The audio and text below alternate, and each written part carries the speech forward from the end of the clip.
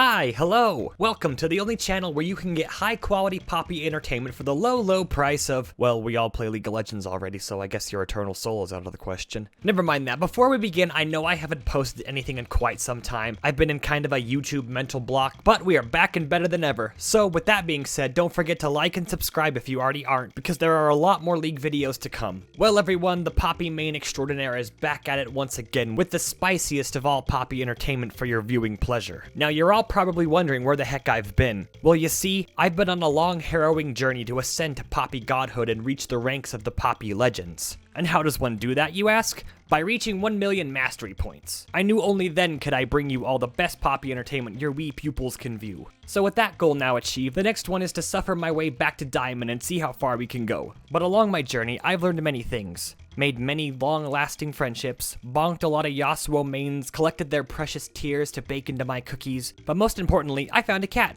which I immediately took home and has now become the source of my new power. Oh bless you, he just sneezed midair. Just like squeezed it out of him. Bless you. I sneezed the squeeze out of the poor little thing. Oh, bless you. You okay? Are you allergic to bullshit? Is that it? With it, I shall become an even stronger Poppy main than anyone could ever imagine. With the new season arriving, I've slowly started my agonizing climb back to Diamond, and with the new items in place, there have been a lot of changes to the many different playstyles for Poppy, which is why I saw it fit to return to my roots and remake the ultimate Poppy guide I made so long ago. And you know, because it's kind of irrelevant now with the aforementioned item changes.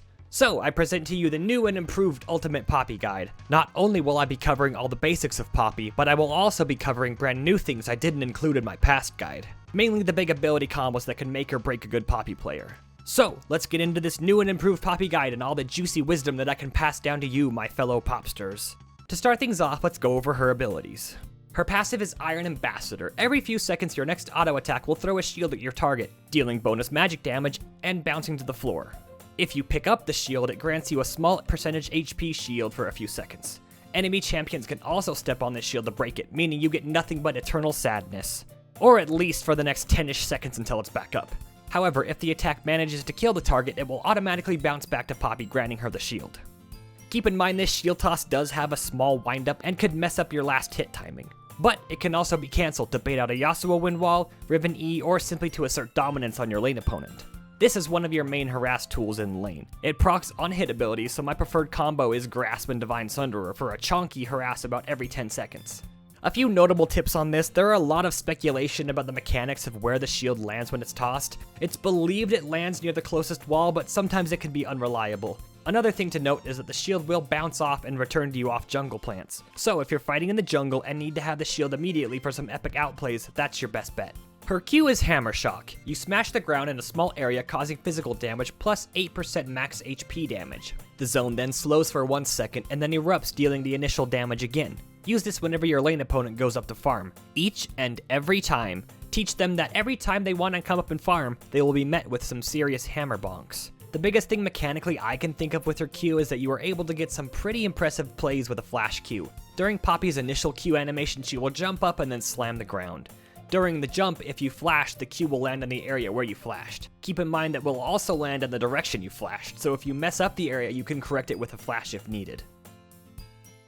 Steadfast Presence is her W, and this has got to be my favorite mechanic of Poppy's. This will ruin so many champions' days, it's actually hilarious. Passively, you get 10% bonus MR and armor, doubling when you fall under 40% HP. Actively, Poppy puts up her no-no zone to block most of any champion that tries to dash through it, and deal a small amount of magic damage. Also, this will ground and slow them for 2 seconds if they are blocked. It didn't used to do that, but Riot, as the benevolent gods they are, bestowed this glory on us Poppy mains to counter Yasuo even harder. This one, there's a lot of mechanics and interactions with this one. I'll try to make note of most of them in sort of a rapid fire list. Okay, here we go. You can't block blinks like Flash or Ezreal E. You can't block unblockable things like Malphite Ult or Vi Ult. Gale Force is a wonderful new item that gives ADCs a dash, you can block that. Also, Proto Belt and Prowler's Claw are blockable. The knockup from Blast Cone plants are blockable, however the enemy needs to trigger it, not you. About 90% of all champions in League have some sort of dash in their kit, and if you don't believe me, well, go ahead and take a look at all these dashes. Look at them. There, did you see that? Those are the dashes you can block. But some of the biggest interactions are blocking Ornal, making him completely useless, blocking Bard Tunnel, leaving him without an escape route, Aurelion Sol E, but who actually plays that champion? Caitlyn E, Elise Spider Q, Evelyn E, Cled's Pocket Pistol, Lilia's W, Rek'Sai Tunnel, anyone trying to grab Thresh Lantern, Volibear Q, but it still stuns you because that champion needed that interaction, right? And literally every single thing Yasuo and Riven does. Trust me, if you're against those champions, just pick Poppy and it's a win, easy as that. Heroic Charge is your E. You charge your target dealing physical damage and carrying them along in the same direction. If you collide with any terrain, you deal the damage again and stun them for a few seconds. One big thing to keep in mind is that most champions can knock you out of the animation with hard CC, and enemy champions are able to flash to dodge it. That's about it with this one. You can also dash through small walls if the enemy's close enough. The best place to do this are the side paths by the river in mid lane. Also, to make some spicy engages, you can dash to an enemy minion in lane instead of the champion to avoid pushing them back. This is especially helpful in top lane if you are playing against any degenerate ADCs like Vayne or Quinn. And finally, your ult is Keeper's Verdict. Press and hold to slow yourself, charging up the maximum hammer bonk. Releasing it will send a shockwave in the target direction. Enemies hit will take physical damage and be sent flying back a large distance towards their fountain, based on how long it was charged. A full charge will send them about a screen away, a half charge is about half the distance, and simply tapping it will knock up the targets instead. Where do I start with this one? The ability to make good use of this skill separates the small poppies from the big boys. Use it in lane if you're getting ganked to ult your enemies away, in a team fight to separate the enemy carry or protect yours from harm, but it can also be used offensively. It's a fairly large AoE knockup that could give your team just enough time to finish the enemy off. Part of my usual finishing combo, especially when diving, is to shield toss, E stun under turret, Q, tap ult, and then the second Q proc should finish the job. Then grab shieldy to absorb any turret damage afterwards. Keep in mind, even though you tap R, it's not a straight knockup, they will still drift a little ways towards their base, so make sure you aim your Q accordingly so they stay in for the second proc. Now this gets me to the ultimate Poppy solo play, a play so legendary that I've only been able to pull it off a few times. When the situation arises when your lane opponent is cowering under their tower like a wee baby, you will be able to go in between their inner and outer turrets, ult them towards you, and finish the job only the way a true Poppy main can. Now that we are done with her kit, let's get on to the juicy center of this guide, the builds. Ruins for the top lane, you always want to run Resolve with Grasp as your keystone. Next, I take Demolish if you are up against someone you can easily win against like Riven or Yasuo. If you think you're going to struggle, I take Shield Bash just for some good durability and damage. Next, we take Conditioning because more resistances are always good, and because you get bonus from your W already. Second Wind is also a good alternative if you're against a filthy ranged champion like Teemo or Vayne. Lastly, we take Revitalize because it works great with your secondaries, which are going to be Biscuits and Time Work Tonic. If you're going the standard Divine Sunderer, this is going to give you a great amount of mana and sustain. However, if you're going to be playing safer and going a tankier mythic, take Tenacity and Triumph as your secondaries. Some Poppy players take Conqueror in the top lane, but I've never really been a fan of it. Sure, it's more damage, but you lose out on a lot of tankiness, which is what makes Poppy so great at top lane trades. She just feels wrong without it. For jungling, I've actually changed up my jungle playstyle completely, and it's got me on a semi-smooth ride back to Diamond. Ruin-wise, I'm going complete damage and mobility with this Ruin page here. When you're in the jungle, your job is to clear camps fast and gank, right? Well, these ruins right here are perfect. They take away a bit of your durability, but that's not the point here. The point of jungling is to be fast and murder champions during ganks. These ruins are the best for that, and it's actually surprising how much I'm carrying games with this build. And for support Poppy, we should be running these ruins. Now, I don't play support Poppy in ranked. I've done it a few times in normals when I get filled, but Poppy is a pure counter pick in the support role. Too many other supports outshine her because they're not actual real supports like Xerath or Brand. But pick her into a Rel or Leona and you can practically taste the tears.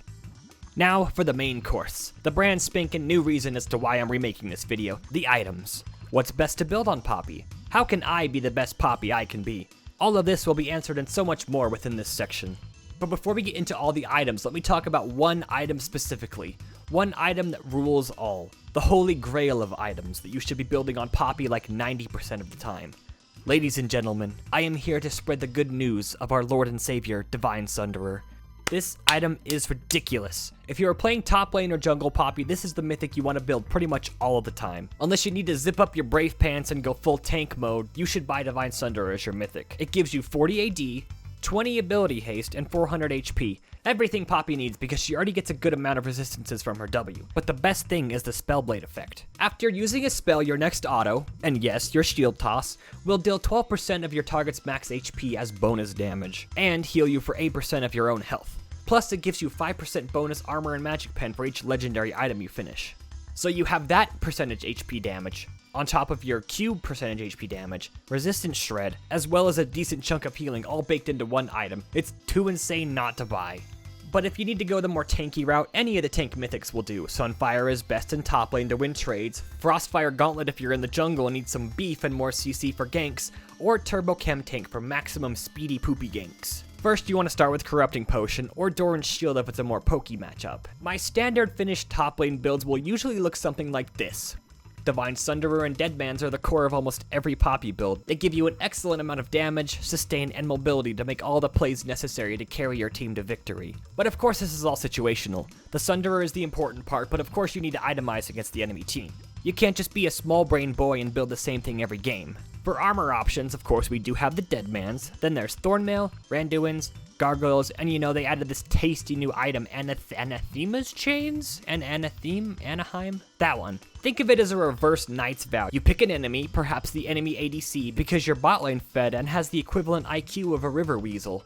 And after a minute, they get a debuff and do 30% less damage to you, and have 20% less tenacity when around you. Which, I've done the calculations, at max level and max ability haste, and considering they don't have any tenacity like the usual ADC does, your E is about a 3-second stun on about a 5-second cooldown, so they have about 2 seconds to act before they are back into the wall begging their mom to stay up later to play one more game. Not to mention the tenacity debuff is from any source, not just you. For MR items, we got Abyssal Mask, that's a good one to pair with Anemone's Chains, Spirit Visage, Force of Nature, and the always wonderful Warmog's armor. In the jungle, you'll want to take that fancy blue smite, rush Divine Sunderer into Deadman's, and just build straight tanky from there. Your ruins are enough to give you all the damage you need, and any other damage can come from your team to finish the job. Support Poppy, I've been taking Locket and Knight's Vow as my main items. With Support Poppy, it's all about defending your ADC from all the evils in the world. But you know, sometimes your ADC just isn't good enough. They just don't have the pure skill and determination to carry your team to victory.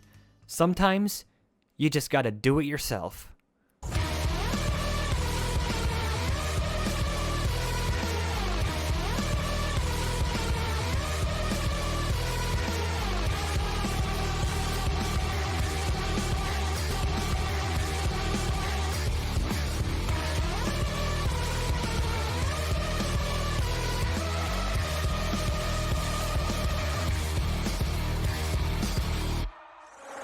Well, I hope you all enjoyed this video, and I'm glad to be back making them as well. Like I said, I'm maining Jungle Poppy and Ranked, so let me know if you want a separate guide on that, or of course, the legendary Lethality Poppy. Again, I apologize about being on such a long break, but I'm back and ready to make more Poppy content at a much more consistent rate. I've also been going ham on the streaming as well. Every Monday, Wednesday, Friday, and Saturday night, around 7:30 Mountain Standard Time, you can witness the Poppy Glory live. Thanks again, and we will see you in the next video.